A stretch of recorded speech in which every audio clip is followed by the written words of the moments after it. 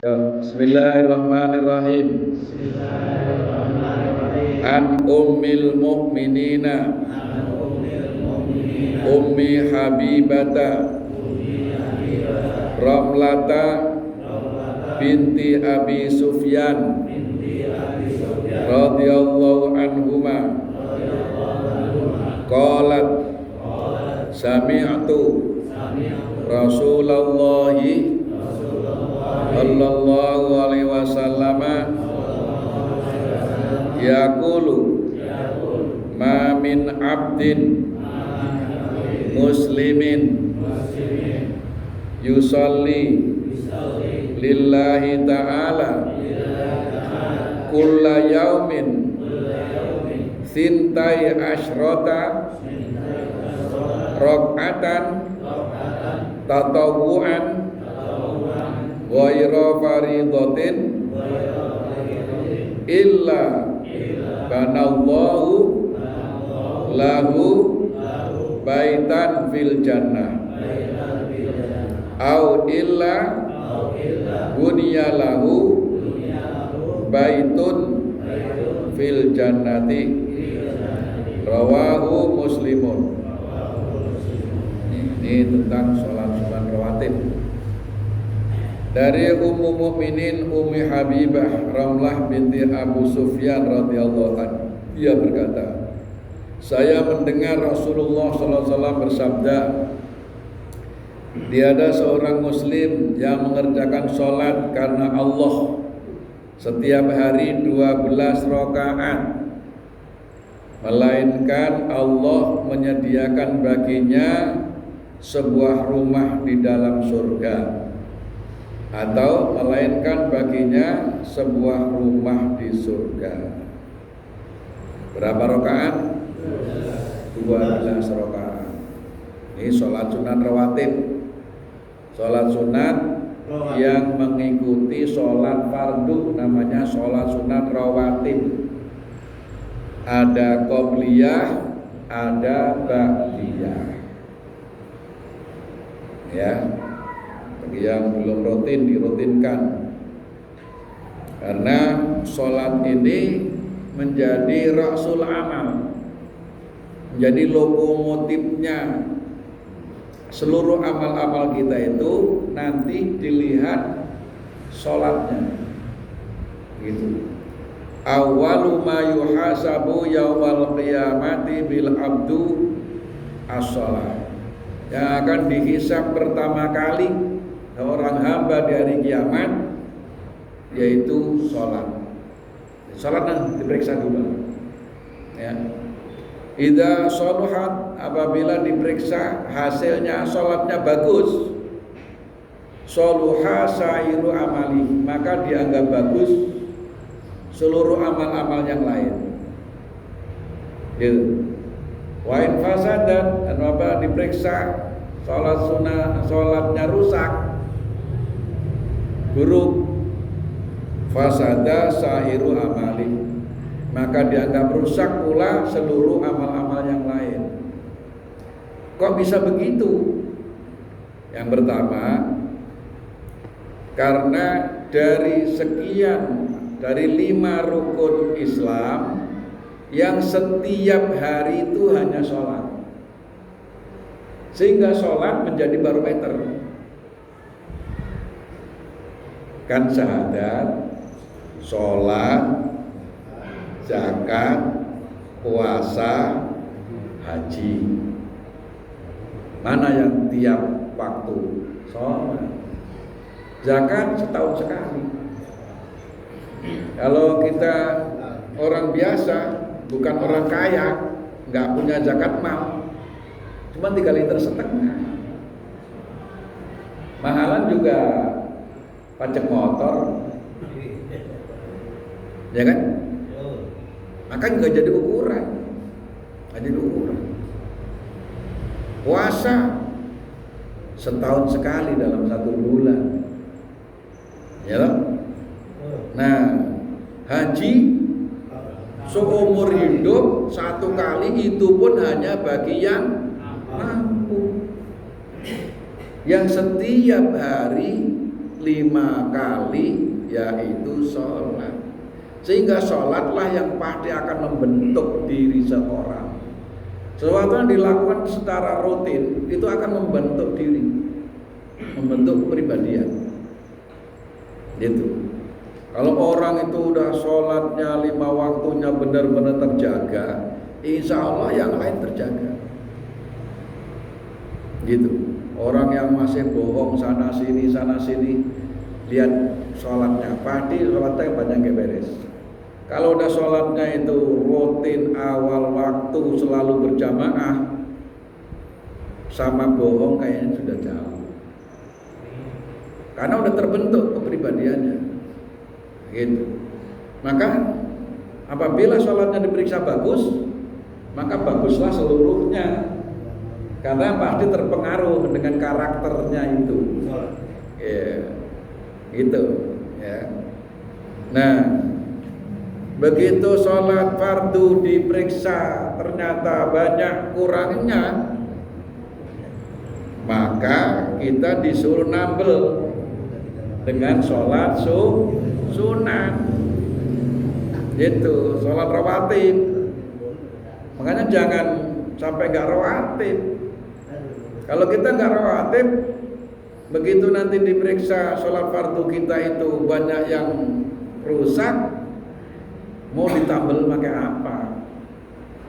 Gak ada. Nah, sedangkan kalau diperiksa tadi itu sholatnya rusak, maka dianggap rusak seluruhnya. Buat nambelin gak ada. Gitu.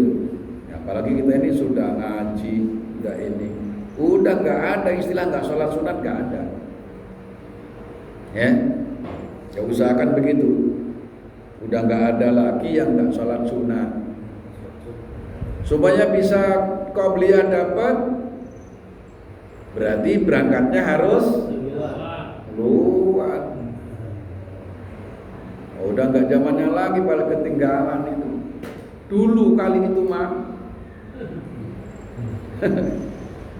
Kalau dulu masih terlambat, saya nggak sholat sunat. Sekarang mah udah, jangan, udah tua. Masih ketinggalan mulu sholat, kapan benernya sholatnya?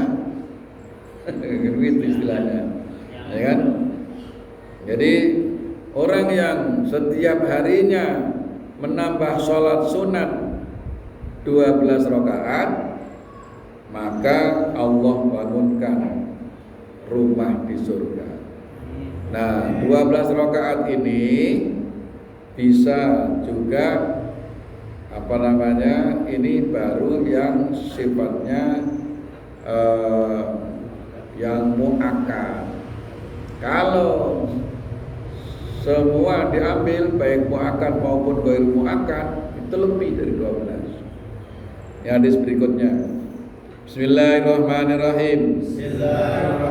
Wa an ibni Umar radhiyallahu anhuma qala shallaitu ma'a Rasulillahi sallallahu alaihi wasallam rakaataini duhri wa rakaataini ba'daha wa rakaataini ba'dal jumu'ati wa rakaataini ba'dal maghribi wa rakaataini ba'dal isya. Coba dihitung nih. Qoblal maghrib, qoblal zuhur, qobliyah zuhur 2. Hitung. Terus ba'da zuhur 2. Terus ba'dal Jumat, kalau lagi hari Jumat 2. Berapa? 6. Ba'dal maghrib 2. 8. Terus ba'dal isya 2. 10. Baru 10. Nah, yang belum qobliyah subuh.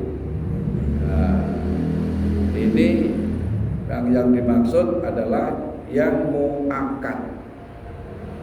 Ya, jadi jumlahnya kalau ditambah muakkad qabliyah subuh menjadi 12. Tadi 12 itu yaitu qabliyah subuh 2, qabliyah zuhur 2, ba'da zuhur 2, ba'da maghrib 2, ba'da isya 2, kalau hari Jumat ba'da Jumat 2. Itu ya. Nah, itu baru yang muakkad. Nah, kalau yang ghairu muakkad, ini berikutnya. Hadis berikutnya yang ketiga. Bismillahirrahmanirrahim. Wa an Abdillahi ibni Mughaffal radhiyallahu anhu qala Rasulullah sallallahu alaihi wasallam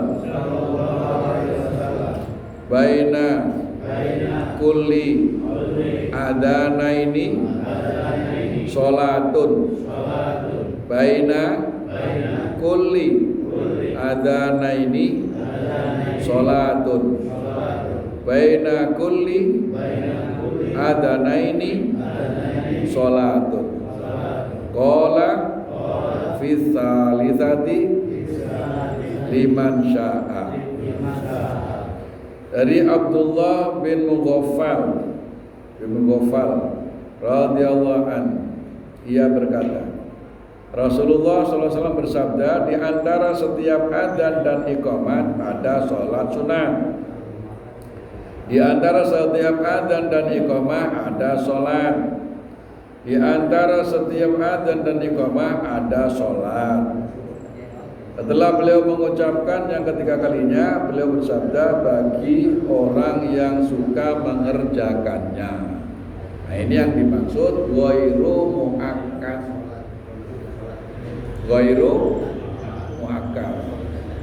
Jadi kalau diambil di jumlah dengan ghairu muakkad, nih, hitung nih. Kalau seluruhnya dikerjakan, ya, baik yang muakkad maupun yang ghairu muakkad. Qabliyah subuh 2, hitungin, nanti dikerjain semua. Qabliyah zuhur 2, ba'da zuhur 2,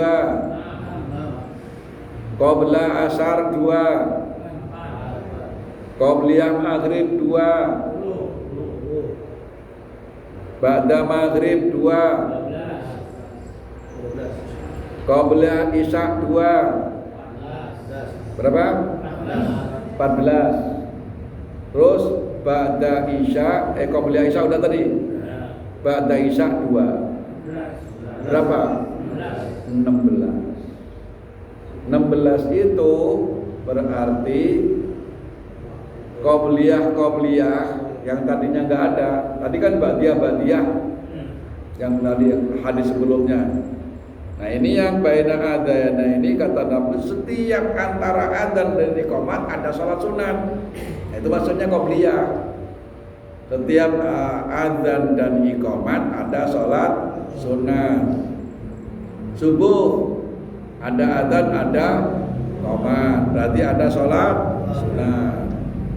Terus zuhur ada adzan, ada iqamat, berarti ada qabliyah. Asar, jadi semua waktu ada, termasuk qabliyah maghrib, qabliyah isya. Nah, berapa tadi jumlahnya? 16. 16 itu masih ada lagi yang belum, yaitu qabliyah zuhur. Itu dua tadi itu yang muakkad. Ghairu muakkadnya tambah 2 lagi. Ya, jadi tambah 4 lagi. Tadi udah berapa tadi? 16, gitu.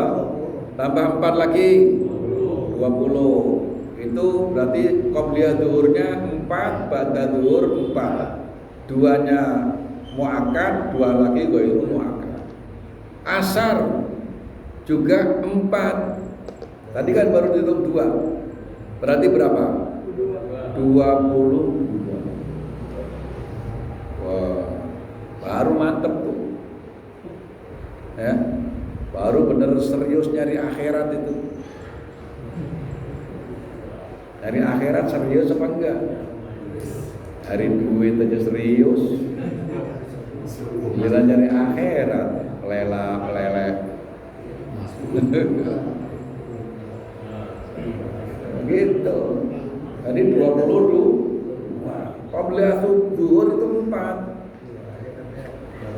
Itu nanti belum sholat yang lain. Itu baru rawatib.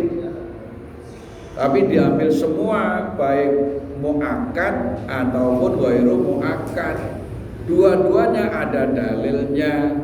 Yang muakkad tadi udah disebutin, yang ghairu muakkad disebutinnya oleh Nabi, ma baina adzan wal iqamah sholatun. Itu dalilnya. Semua ada qobliyah. Ada orang yang diambil hanya yang muakkad saja, tapi sayangnya dia mengatakan nggak ada sholat sunat qobliyah maghrib, nggak ada. Bilang aja ada, cuman saya ngambil hanya yang muakkad gitu. Lah ini hadis jelas nih, muttafaqun alaih. Muttafaqun alaih itu hadis yang disepakati oleh 2 perawi hadis besar, Bukhari dan Muslim. Yang kata Nabi, baina adzan wa iqamat sholatun. Berarti semua ada qobliyah. Itu qobliyah asar ada, qobliyah maghrib ada, qobliyah isya juga ada. Ada orang nggak sholat qobliyah isya, nggak apa-apa sesungguhnya. Cuman jangan bilang nggak ada. Bilang aja saya ngambil yang muakkad saja. Ya ora apa-apa, orang sunah. Cuman berarti bentuk kurang doyan. Kalau yang sudah bener-bener doyan, wah, muakkad diambil, ghairu muakkad sama-sama ada hadisnya dari Nabi. Ngapain pakai pisah-pisah gitu kan? Gitu. Ini sujud itu sesuatu yang berharga ya. Sholat itu nilainya tinggi ya. Karena ada hadis rakaatani qoblal fajri khairun minad dunya wa ma fiha. 2 rakaat sebelum subuh itu lebih baik daripada dunia beserta isinya. Berarti berapa nilai sholat? Gak bisa kita, gak bisa ngitung kita nilai sholat. Dunia beserta isinya ini harganya berapa? Di dalamnya ada emas, dalamnya ada tampang, dalamnya ada ini. Itu masih gak ada apa-apanya dibanding 2 rakaat. Berarti sholat itu nilainya seapa? Ya, kalau begitu kok kita tinggalin hanya gara-gara guru-guru pengen nonton bola. Kadang-kadang anehnya itu udah ngaji juga ntar habis isya mah bulu saja. Mau kita teriakin, enggak enak. Sekarang sepakat yang habis isya nggak sholat sunat kita teriakin. Nanya, sholat qobliyah kadang-kadang di rumah. Iya. Itu lebih afdal mana di rumah lebih sholat? Ya, makasih pertanyaan yang bagus. Kalau waktunya cukup di rumah lebih bagus. Kalau waktunya cukup, kalau kira-kira kita sholat di rumah nanti nggak ketinggalan, gitu. Tapi kalau kira-kira ketinggalan, maka lebih baik di Badiah kita langsung pulang, nggak apa-apa. tapi sengaja memang sholat ba'diyahnya di rumah. Cuman godaannya begitu nyampe rumah ada urusan, lega jadi sholat, gitu aja itu. Ya. Baru nyampe rumah lah cucu gandulin, lah udah gak berisik dia bisa sholat. Kalau kita ketiduran habis maghrib malam tetap kita sholat isya, qobliyah isya juga. Nah iya, pokoknya kalau waktunya masih ada ya selagi muat sholat sunat dulu. Udah terlambat, nggak ada masalah sunat, tambah tekor bakal. Ya, mudah-mudahan semakin sergap